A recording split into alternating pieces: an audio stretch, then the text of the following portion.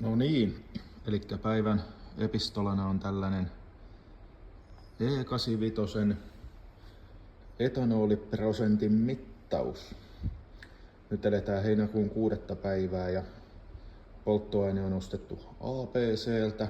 No, sillä nyt ei ole väliä, onko se APCtä vai ST1, koska se on kuitenkin sitten käsittääkseni, jos oikein on kuullut, niin samalta jalostamolta. Kiinnostaa vaan katsoa, että paljonko siinä on etanoliprosentti. Tässä on tää huipputekninen mittalaite, 50 ml lääkeruisku, umpitulpalla. Tilavuus on tosiaan 50 ml. Se on viilapenkissä kiinni sen takia, että se pysyy vaakasuorassa ja tohon on sitten helppo annostella ainetta. Toinen huipputekninen työkalu on sitten toinen samanlainen, jolla mä saan helposti annosteltua tonne vettä. Ja sitten se D85. Elikkä testi tapahtuu näin. Pistetään 10 millin viivaan asti ensin vaikka vettä. Näin. Sitä on se tasan 10 milliä. Sitten ammutaan noin vetet pois. Mä käyn hakemassa sinne vähän 85. Pieni hetki. Näin ikään. Tässä on meillä 85 lauantaina ostettu kannullinen. Otetaan sieltä sitten pienet hömpsyt.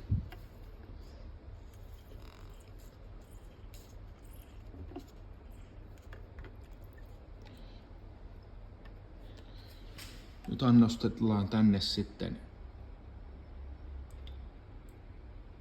toinen 10 milliä.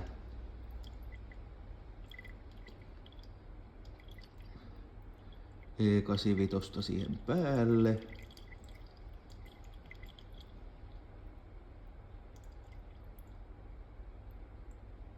Näin.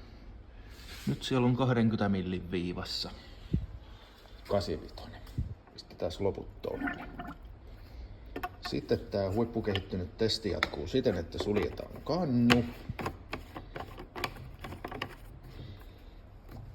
Siivotaan todistusaineisto.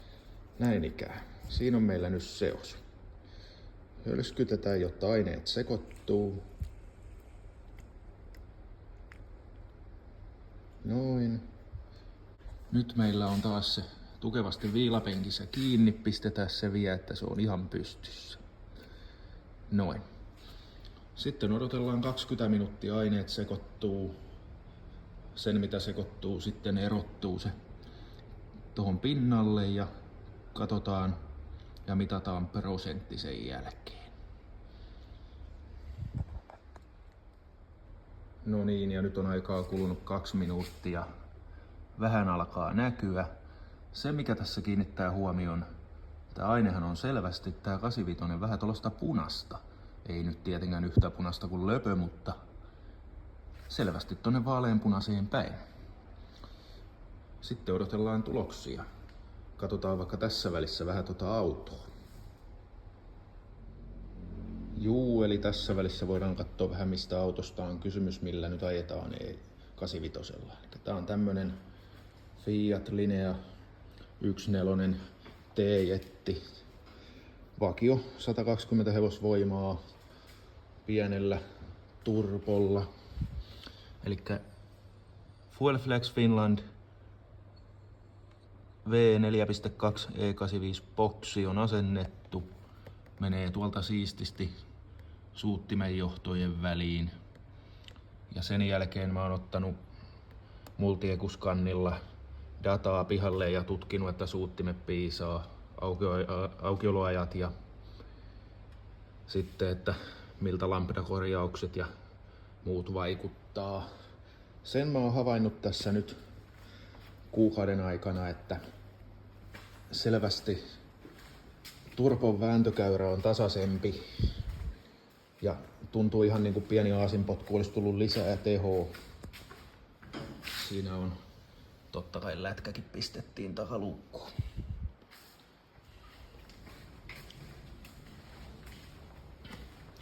Joo, ja sitten kulutus on noussut 25%. No sehän me tiedettiinkin, mutta onhan se jännä psykologinen vaikutus, kun haetaan pumpulta ainetta ja se on 1,30 luokkaa litrahinta tällä hetkellä.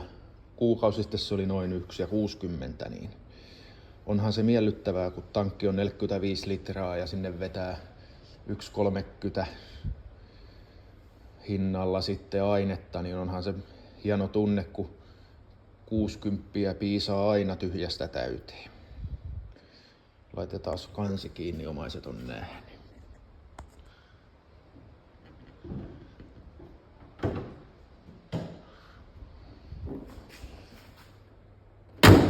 Katsotaan sitten samalla, mitenkä meillä testi penkissä näyttää. Aika on kulunut 6 minuuttia ja nyt me ollaan tossa 17 millin tuntumassa, eli 70 pinnaa, ei nyt valehtelen, 18 millin tuntumassa ollaan, niin 80 pinnaa näyttää sitten tällä hetkellä. Palataanhan 10-15 minuutin päästä astialle, niin nähdään tulokset. Muuten toi muunnoshomma on tosi simppeli homma. Ei mitään muita muutoksia kuin suutinjohtojen väliin, vaan sopivilla liittimillä varustettu boksi kiinni ja kovaa ajoa.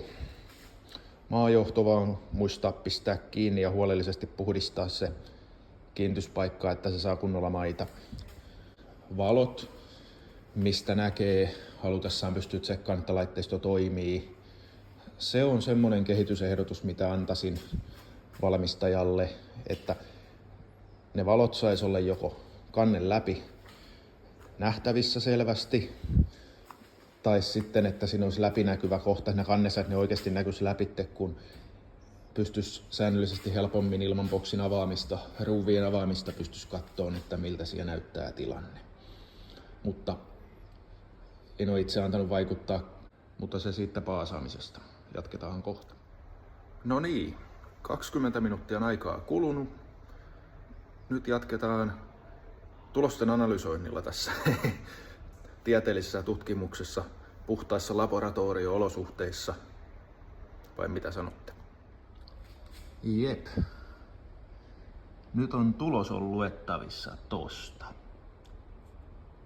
Toi musta viiva on likaa tuossa ulkopuolella, siitä ei kannata välittää, mutta tuolla näkyy, kun nesteet on kerrostunut. Nyt me puhutaan tommosesta 18 millistä, eli meillä etanolin prosenttiosuus on tällä hetkellä 80. Tulos on näin kesäaikana hyvä, kesälaatu on oikein kohdallansa. Tässä näkee jännästi tosiaan tämän vietän punaisuuden. Vielä uusi tsekkaus. Kyllä. 18 milliä, 80%.